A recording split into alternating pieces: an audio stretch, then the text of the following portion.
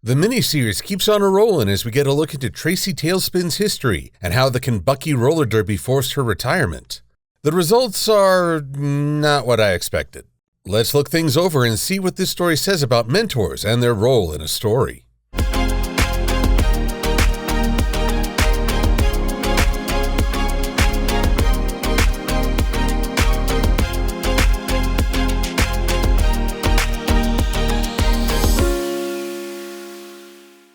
We have a mid-series substitution. Artist Kate Sharon is stepping in for Natalie Haynes to illustrate this extended flashback. Last time I recall seeing her was in Camp Big Hoof, where colorist Reggie Graham augmented Sharon's style with some wild colors to create surreal visuals. This time, Sharon is working with colorist Heather Breckel, who has a more realist approach. At least as realist as pastel-colored horses go. Thus, Sharon's art is more open to reinterpretation, especially her choice of shapes. Breaking a subject down into basic shapes is one of the earliest lessons an artist receives, and Sharon seems to lean into this pretty hard with MLP. In particular, she places a heavy emphasis on triangles. What is it with you always with the triangles? Your solution to everything is triangles. There are problems in life that can't be solved with triangles. That's not to say that the artwork is basic, just that the foundational shapes are very emphasized. Maybe for a young audience? I'm not sure. The other noticeable trait is to shrink the character's pupils to indicate surprise or fear or anger. Well, too many emotions and too many times. Combine that with the exaggerated shapes and it winds up making several characters look downright insane. These are the eyes of a psychopath. With this change, I was concerned about the character designs for this flashback. Camp Big Hoof featured a large array of characters with simple designs, but no names, and if I had to guess their personalities, I'd come up blank. Given that I spent the last two issues praising the character designs for this miniseries, I wasn't sure what to expect. Thankfully, it seems that the creative team worked out everything in advance. The Dynamites all have distinct designs that don't just help tell them apart, but hints at their respective personalities. There isn't a lot of time to explore them on an individual basis, but these hints make it feel like the staff invested the time to figure things out and base a design around them. Contrast that with something like the announcer ponies. These designs are fun, especially that mustache, but far less information in terms of personality. Unlike the Dynamites, they're not central to the story, so it makes sense not to spend a lot of energy into their looks. Yet there's one choice that confuses me.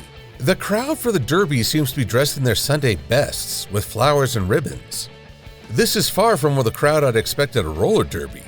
Truth be told, these look more like race fans from My Fair Lady. What the smashing, positively dashing, spectacle the Ascot's opening day. But then again, maybe it's a classy kind of violent.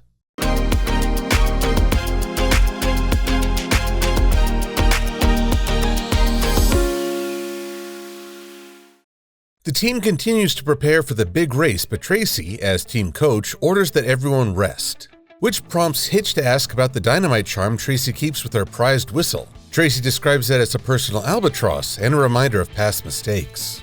She explains that she used to be part of the Dazzlebrook Dynamites. Alongside Wild Oats, Fizzy Fierce, Gallop, Best Friend Sugar Cubed, and Full Throttle, they were the 9-time Kenbucky Roller Derby champions. But when Captain Winnie Streak announced his retirement for reasons, everything changed. Tracy, as the new captain, became more isolated from the team, taking on added pressure to create new maneuvers and train the team to take home that 10th championship. She kept pushing the team harder and harder without taking part in practice herself, and the pressure to succeed kept mounting until she hit a mental breakdown. Her breaking point came when the lucky dynamite charm went missing, and she called Winnie Streak in a panic. It's Winnie's words who get Tracy to realize her mistake throughout the season. As a form of apology, she volunteers to race in the opening round alone. While Tracy enjoys some star moments, she's not able to overcome an entire opposing team, and thus the Dynamites are knocked out in the first round. While she is highly apologetic, the team acknowledges that they all felt the pressure to win, and none of them hold a grudge. But Tracy needed some time to get her head on straight, so she decided to retire. She declares that her main enjoyment is helping others reach their potential, and much prefers being a coach to a captain. And she's proud to see the start of a new legend in Sunny's team.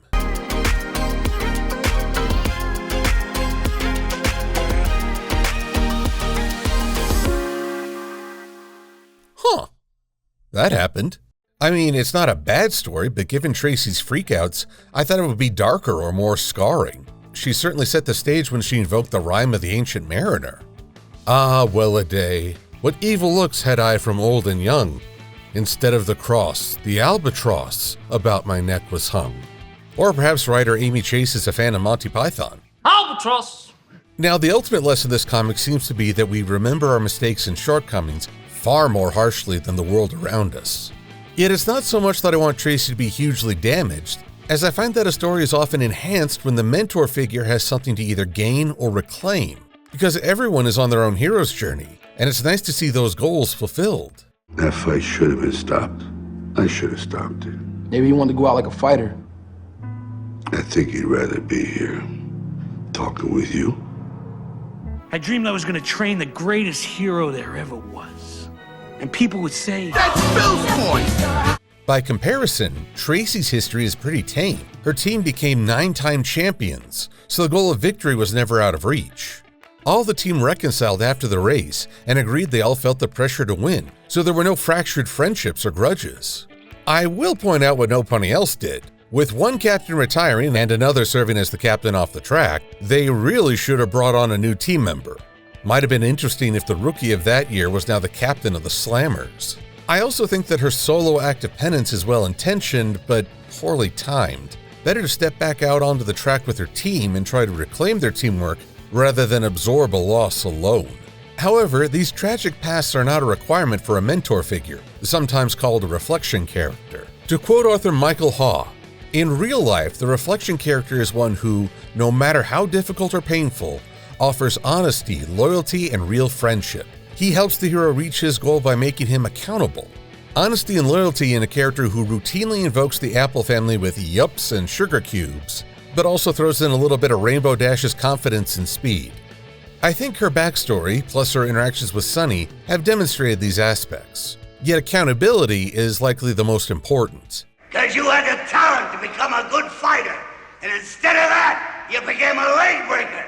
It's a living? It's a waste of life. Let's consider that in issue number 1, she helped Sunny regain her confidence and love of skating, but wouldn't train her on the basics unless she recruited a full team. In issue number 2, we had that fake fallout between them when she learned that they'd signed up for the Derby, and Tracy called Sunny out on her decision. She also reins in Zip's desire to skip resting in favor of training, thus looking after the team's health. So I think she's doing a pretty good job in that respect. However, I'm not done talking about what some consider to be anti-mentors, characters who have fallen off their hero's journey and are reluctant to teach. I've witnessed some painful examples of such characters over the years, particularly those who were once main protagonists themselves. Bad enough that we learned their happiness fell away, but what about the frustration that follows their teaching or lack thereof? I'm now going to quote Christopher Vogler and his book, The Writer's Journey. Mentors provide heroes with motivation, inspiration, guidance, training, and gifts for the journey. Every hero is guided by something, and a story without some acknowledgement of this energy is incomplete. Whether expressed as an actual character or an internalized code of behavior, the mentor archetype is a powerful tool at the writer's command. What's missing in these more frustrating examples is that sense of motivation, inspiration, guidance, and gifts. Even training is dubious, as characters like Rey seem to learn without the aid of a mentor. One can argue that the Force is her direct mentor, but then what's the point of reintroducing a broken Luke Skywalker? And one of the few praises I can offer Kingdom of the Crystal Skull over Dial of Destiny is that Indy did at least get to offer some words of encouragement and growth. You got a problem with that?